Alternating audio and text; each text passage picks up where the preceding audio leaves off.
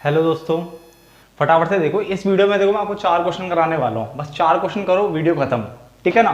जिसमें पहला क्वेश्चन देखो क्या है वो हम पढ़ने वाले हैं। याद रखना, जो आपने पिछले 3 पार्ट जो मैंने कराए हैं, अगर आपने वो तरीके से करे हुए हैं तो ये चारों क्वेश्चन कुछ भी नहीं होने वाले, बहुत आसानी क्वेश्चन होने वाले हैं। ठीक है, देखो ये 4 क्वेश्चनों का देखो हिसाब ये रहता है कि जो BA BCom वाले हैं उनमें तो गारंटेड इन 4 में से क्वेश्चन आता ही आता है, उनकी बात तो नहीं।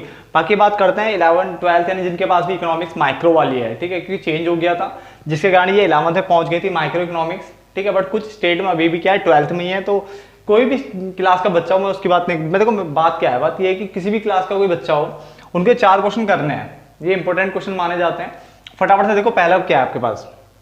पहला आपके पास है पूर्ण प्रतियोगिता बाजार में फर्में, यानी पूर्ण प्रतियोगिता बाजार में फर्म क्या होती है, कीमत स्वीकारक होती है, यानी कीमत स्वीकार करती है, बनाती नहीं है खुद से। ठीक है, जबकि जो एकाधिकार बाजार होता है उसमें फर्में कीमत निर्माता होती है। फर्में क्या होती है, कीमत निर्माता होती है। तो फटाफट से देखो क्वेश्चन ढंग से समझ लो।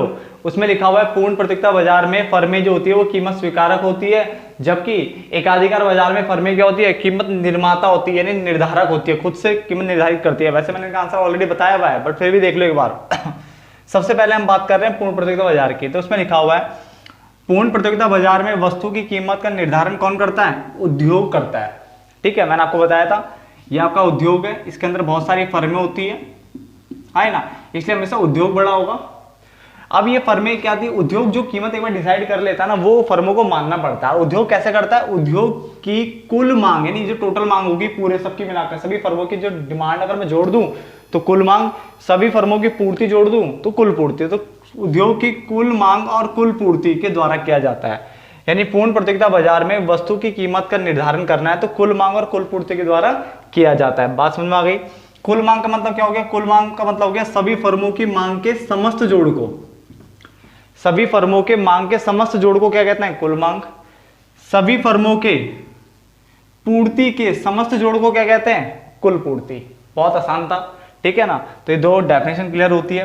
पहले आपको पता होना चाहिए कि पूर्ण प्रतियोगिता बाजार में जो कीमत का निर्धारण उद्योग करेगा, और उद्योग कैसे करेगा, कुल मांग और कुल पूर्ति के द्वारा। क्लियर। उद्योग की कुल मांग और कुल पूर्ति, यहाँ पे मत लिखना फर्म की, फर्मों की है, टोटल में यहाँ पे। ठीक है, पूरा उद्योग लिया है तो सारी फर्मों का टोटल आ गया है। ठीक है ना। उसका लिखा है जहां ये मांग और कुल पूर्ति, जहां पर कुल मांग और कुल पूर्ति आपस में क्या होंगे, दोनों बराबर हो जाएंगे, वहां पे क्या होगी, फर्म कीमत स्वीकारक होती है।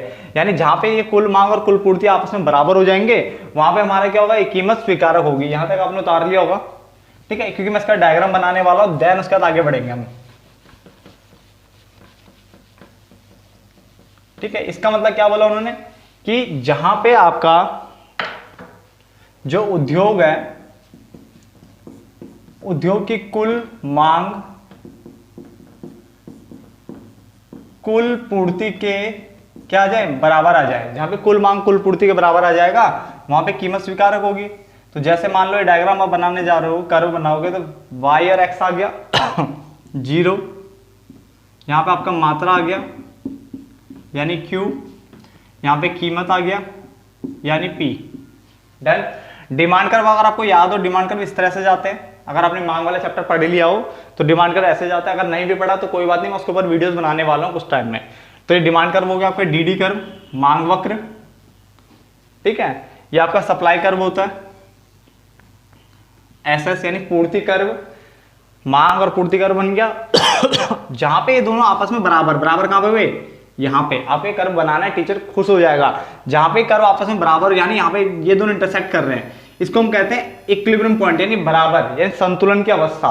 क्या कहते हैं, संतुलन की अवस्था। और यहाँ पे जो प्राइस होगा, ये वाला प्राइस, ये क्या होता है, कीमत स्वीकारक होती है। यानी यहाँ पे क्या है, कुल मांग बराबर कुल पूर्ति है। और जहां पे कुल मांग और कुल पूर्ति बराबर हो जाती है वहां पे जो कीमत होती है ना, वही फर्मों को मानना होगा। यहाँ पे अगर 20 रुपए चल रहा है तो 20 रुपए मानना पड़ेगा। क्लियर। तो कुल मांग और कुल पूर्ति के द्वारा इस तरह से डिसाइड होता है। तो बहुत आसान सा डायग्राम था, आपको याद होना चाहिए। ठीक है, बनाना आना चाहिए, और साथ में आपको डायग्राम एक्सप्लेन करने भी आने चाहिए। यानी जितने भी आप कर्व बनाते हो, वक्र बनाते हो, वो सब आपको क्या करनी चाहिए, एक्सप्लेन करने भी आने चाहिए। ठीक है, आगे बढ़े। क्योंकि एक चैप्टर जो आपका संतुलन वाला, अगर मैं उससे कराऊंगा तो वहां पे आपको एक्सप्लेनेशन भी सिखा दूंगा, अगर आपको नहीं आती है तो। उसके बाद देखो यहाँ पे क्या लिखा हुआ है, इसके अंतर्गत सभी फर्मों को उद्योग के द्वारा निर्धारित कीमत को स्वीकार करना पड़ता है। यानी एक बार उद्योग ने जो कीमत बता दी वो सभी फर्मों को स्वीकार करना पड़ता है। अब अगर मान लो एक फर्म या फर्मों का कुछ समूह, मान लो एक फर्म या फर्मों का कुछ समूह अपनी व्यक्तिगत आर्थिक क्रियाओं के द्वारा कुल पूर्ति को प्रभावित नहीं कर सकते क्योंकि एक फर्म या फर्मों का कुछ समूह है, कह रहे नहीं मैं तो नहीं मानूंगा तुम्हारी बात, यानी वो उद्योग की बात नहीं मानना चाहते हैं, तो चाहे वो कुछ भी कर ले, वो कुल पूर्ति को यानी वो पूर्ति को प्रभावित नहीं कर पाएंगे, वो कुल पूर्ति को प्रभावित नहीं कर सकते। इसलिए पूर्ण प्रतियोगिता बाजार में फर्में कीमत स्वीकारक होती है, यानी कुछ फर्में अगर बगावत करने भी लग जाए तो भी वो कुछ नहीं कर सकती। क्लियर। अब इसका दूसरा पॉइंट ये था कि जो अल्पाधिकार बाजार, सॉरी जो एकाधिकार बाजार है उसमें जो फर्म होती है वो हमारी क्या होती है, कीमत निर्माता होती है। ठीक है, तो उसका आंसर भी देख लेते हैं फटाफट से कि एकाधिकार बाजार में फर्म जो होती है वो कीमत निर्धारक यानी कीमत निर्माता होती है। कैसे, देखो फटाफट इसका आंसर, जबकि एकाधिकार बाजार में केवल एक ही फर्म होती है और उस फर्म का अपनी पूर्ति पर क्या होता है, पूरा नियंत्रण होता है। क्या होता है, पूरा नियंत्रण होता है, पूर्ण नियंत्रण होता है, मैं ऑलरेडी बता चुका हूं। इसलिए एकाधिकार बाजार में फर्म क्या होती है, कीमत निर्धारक होती है। तो पहला जो क्वेश्चन आंसर था खत्म हो गया, बाकी बचे 3। पर ध्यान से मैं दोबारा बोल रहा हूं, एकाधिकार में क्या बोला मैंने, इसमें मैंने बोला ये कीमत क्या होता है, निर्माता बोल दो या निर्धारक बोल दो। ठीक है, ये बोल सकते हो, ये तो एकाधिकार बाजार हो गया। और पूर्ण प्रतियोगिता में मैंने क्या बोला, इसमें मैंने कहा इसमें जो फर्में होगी वो कीमत स्वीकारक होती है। क्या होती है, स्वीकारक। और उद्योग क्या होता है इसके अंदर, निर्माता, यानी कीमत निर्धारित कौन करेगा, उद्योग करेगा, बट फर्में क्या होती है, कीमत स्वीकारक करती है। यार इसमें क्या होती है, फर्म ही क्या करती है, खुद का क्या करती है, कीमत निर्माता होती है। क्लियर। तो पहला क्वेश्चन खत्म होता है, बाकी दूसरे पे बात करते हैं जो काफी आसान सा है।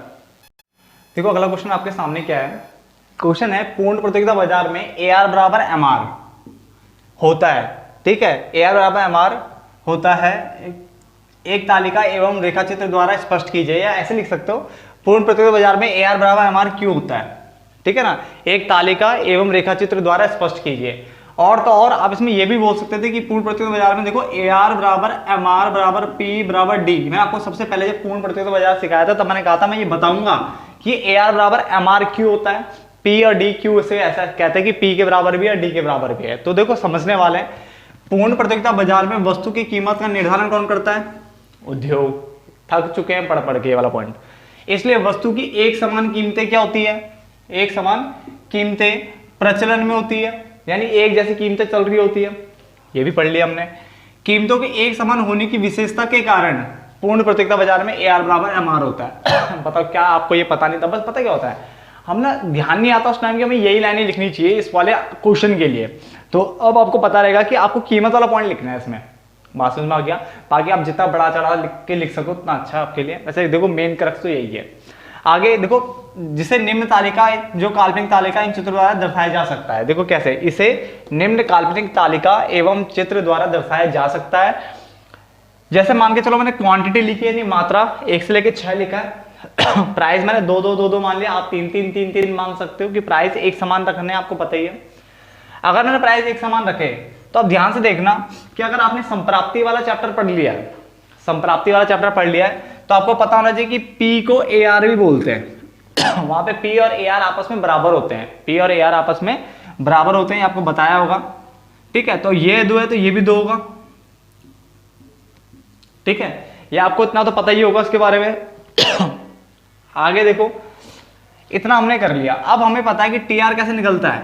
TR का फॉर्मूला होता है, अगर आपको याद हो, TR होता है AR इंटू Q बोल दो या फिर P इंटू Q बोल दो, कि P और AR तो एक ही बराबर है ना, P और AR तो एक ही है। तो चाहिए बोल दो, चाहिए बोल दो, तो फटाफट से इंटू कर लेते हैं इन दोनों की। तो 2 1 जा 2, 2 1 2, 2 2 4, 2 3 6, 2 4 8, 5 2 10 हो गया और 12 हो गया। क्लियर, TR हमने निकाल दिया। अब MR निकाल लेते हैं। ये मैंने क्वेश्चन ऑलरेडी कराए हुए हैं। ठीक है ना, आप माइक्रो इकोनॉमिक्स में जाकर के आप ये देख सकते हो। इंग्लिश वाले, एक तो हिंदी वेस्टेज साथ चल रही है, ये क्वेश्चन मैंने इंग्लिश वाले में डाल दिए थे क्योंकि सबके लिए सेम ही क्वेश्चन है, तो पता होने चाहिए। वहाँ पे हिंदी इंग्लिश दोनों समझाए हुए हैं, तो प्लेलिस्ट में जाकर के आप माइक्रो इकोनॉमिक्स के अंदर ये क्वेश्चन देख सकते हो। लागत वाले चैप्टर के भी करा रखे हैं, मांग पूर्ति वाले चैप्टर के भी करा रखे हैं जहां तक है मुझे ध्यान आ रहा है। उसके अलावा संप्राप्ति वाले चैप्टर, उत्पादन वाले चैप्टर के क्वेश्चन मैंने कराए हुए हैं वहां पे। अब एमआर कैसे निकलता था, एमआर का अगर फॉर्मूला अगर आपको याद हो तो TRN में से TRN-1 घटता था यानी TRN का मतलब होता है जो नया वाला TR है वो, उसमें से पुराना वाला TR घटाना है। तो उसका मतलब ये हुआ पहले वाले में सारे बराबर होते हैं हमेशा याद रखना, तो पहले में तो 2 ही रहेगा, पहले में सब इक्वल होता है, इक्वल मतलब TR, AR और MR फर्स्ट इकाई पे, मतलब 1, 0 नहीं बोला, अगर 0 होता तब नहीं होता, 2 से स्टार्टिंग होती तब भी बराबर नहीं होता, सिर्फ 1 पे। क्लियर। उसके बाद अगला TR क्या है, 4 में से पुराना वाला TR घटाओ, 4 में से 2 गया 2, 6 में से 4 गया, नए TR में से पुराना TR घटाया मैंने, कितना है 2, 8 में 6 गए 2, ये आ गया 2 और ये भी आ गया 2। क्लियर, यहां तक आपको समझ में आ गया, ठीक है ना। अब देखो ध्यान से अगर देखेंगे, अगर कीमतें एक समान है इसका मतलब ये हुआ कि P बराबर AR, ये दोनों तो आपस में बराबर थे ही पहले से, और MR भी इसके इक्वल हो गया, AR बराबर MR भी आ रहा है, P बराबर AR बराबर MR। तो देखो AR बराबर MR तो प्रूव हो गया, तो आपको ये तालिका बना के आनी है ठीक है ना, ये आपको तालिका बनानी है। साथ साथ में मैं आपको हल्का सा याद दिला देता हूं अगर आपको पता ना हो तो। देखो हमने ये लिखा था TR होता है P इंटू क्यू, TR क्या होता है आपका P इंटू क्यू होता है ये आपको फॉर्मूला याद रखना है। और मैं आपको अब एवरेज का फॉर्मूला याद दिला रहा हूँ। देखो एवरेज होता था हमारा TR अपॉन में क्यू, अब मैं फॉर्मूला लिखता हूँ। देखो TR का फॉर्मूला क्या है, P इंटू क्यू भी होता है, अपॉन में क्यू, क्यू से क्यू कट गया तो AR किसके बराबर आता है P के बराबर। क्या हिंदी मीडियम वाले बच्चे ऐसे यूज कर सकते हैं, बिल्कुल कर सकते हैं, ये हिंदी इंग्लिश सबके लिए बराबर है, ठीक है ना। तो देखो ये हो गया आपका प्रूफ, तो ये आपको फटाफट से कर लेना इतना। उसके बाद इसका डायग्राम देखते हैं। अब कीमतें एक जैसी है तो डायग्राम कैसे बनेगा आपको पता ही है, कौन प्रतियोगिता बाजार में डायग्राम कैसा था, y x 0 मात्रा q, ठीक है ना। यहाँ पे कीमत या फिर आगम जो भी आप यूज कर रहे हो, ठीक है ना, यानी P। मैंने कहा था इसमें देखो कीमत एक समान है तो कीमत एक ही जगह पे रहेगी टिकी हुई, तो कर्व ऐसा बनता है। और यहाँ पे इसका मतलब ये AR बराबर MR, इसको ये प्राइस कर्व, ये प्राइस की लाइन है तो प्राइस भी बोलते हैं, प्राइस भी सेम ही होगा। और ये डिमांड कर्व बोला जाता है हमेशा, ये जैसे हमने हर किसी का डिमांड कर्व पढ़ा था उसका भी पढ़ा था, तो ये रहा। ये क्या होता है एक्स एक्सिस के समांतर होता है, एक्स एक्सिस के समानांतर होता है, ठीक है, ये भी आपको पता होना चाहिए। तो दूसरा क्वेश्चन भी आपका खत्म होता है। अब बात करते हैं आगे 2 क्वेश्चनों की। देखो अगले 2 क्वेश्चन ये रहे आपके सामने। पूर्ण प्रतियोगिता बाजार में अगर अल्पकाल में अगर आपको असामान्य लाभ हो रहा है, यानी फर्मों को असामान्य लाभ यानी एबनॉर्मल प्रॉफिट हो रहा है, तो वो कैसे दीर्घकाल में, यानी जब वो लंबा समय आएगा यानी दीर्घकाल आएगा, लॉन्ग रन आएगा, ये शॉर्ट रन नहीं, अल्पकाल से दीर्घकाल में कैसे वो सामान्य लाभ में परिवर्तित हो जाएगा, एक क्वेश्चन ये बनता है। दूसरा, अगर अल्पकाल में फर्मों को हानि हो रही है, फर्मों को हानि हो रही है तो कैसे दीर्घकाल में, दीर्घकाल यानी लॉन्ग, जब लंबा टाइम आएगा, लॉन्ग टर्म आएगा, लॉन्ग रन आएगा, तो उस टाइम में कैसे वो सामान्य लाभ में परिवर्तित हो जाएगा। ये एक्चुअली क्या है, ये 2 क्वेश्चन में ऑलरेडी करवा चुका था, ये यूट्यूब चैनल पे ऑलरेडी डल गए थे, क्योंकि एक शिमला के स्टूडेंट ने कहा था मुझे, जो हिमाचल प्रदेश से था, उसने मुझे कहा था कि ये 2 क्वेश्चनों का मुझे आंसर चाहिए, तो मैंने ऑलरेडी डाल दिए थे। और इसके आंसर मैं दोबारा नहीं लिख पा रहा हूँ, मैं ऑलरेडी जो डिस्क्रिप्शन बॉक्स होगा वहाँ पे इन दोनों के लिंक डाल दूंगा, तो आप वहाँ से इन दोनों क्वेश्चनों के आंसर आप लिख सकते हो, ठीक है। तो होप सो आपको पूरा चैप्टर समझ में आ गया होगा। और प्लीज़ अगर आपको पसंद आया तो अपने दोस्तों को प्लीज़ इसको भेजना, वो भी इससे पढ़ सकते हैं, ठीक है, उनको भी समझ में आ जाएगा चैप्टर कितना आसान है। तो धन्यवाद दोस्तों।